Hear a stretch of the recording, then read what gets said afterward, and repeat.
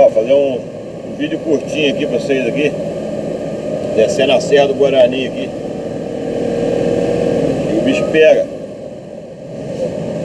A serra aqui é puxada pra caramba, se não descer bem reduzidinho mesmo, segurando no freio pra dar um intervalozinho aí pra dar uma esfriada, principalmente em caminhão toco igual o nosso aqui.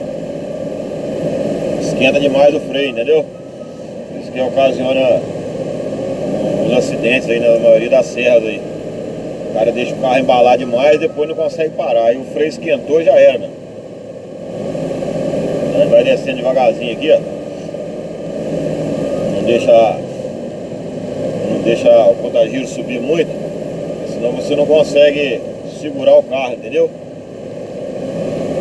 E devagarzinho, com calma, com tranquilidade, vai chegando. Isso aí. Tô fazendo esse vídeo, galera, com o celular em pé aí. Ele tá no suportezinho aqui, dentro no suportezinho improvisado, na verdade. E o meu outro suporte de vidro quebrou. Quando o celular ficar na parte que ele fica deitado, ele abre mais a imagem, né? Aí dá pra ver melhor. Mas aí é só pra quebrar um galho aí, pra não ficar sem vídeo, entendeu? E a gente vai aproveitando e vai fazendo esses vídeos assim que a gente viaja sozinho. É bom que a gente tem alguém pra conversar, né? Conversando com a turma aí, aí o tempo passa mais rápido. Isso aqui é o Vale do Guarani. Muito bonito mesmo. Essa descer, quem vem lá de cima, quem conhece, pra baixo, né? Muito bonito mesmo essa parte aqui, ó. Muniz Freire tem muito lugar bonito. Pena que os governantes que aí estão não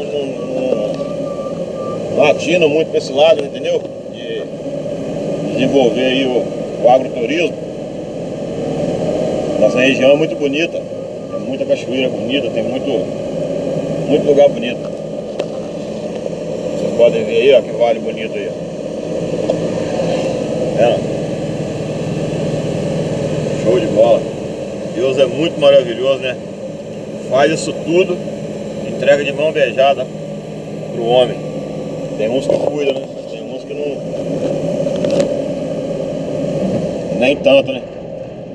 Mas é isso aí. Tamo junto. Daqui a pouquinho estamos chegando no nosso destino aí, se Deus quiser. Beleza, galera?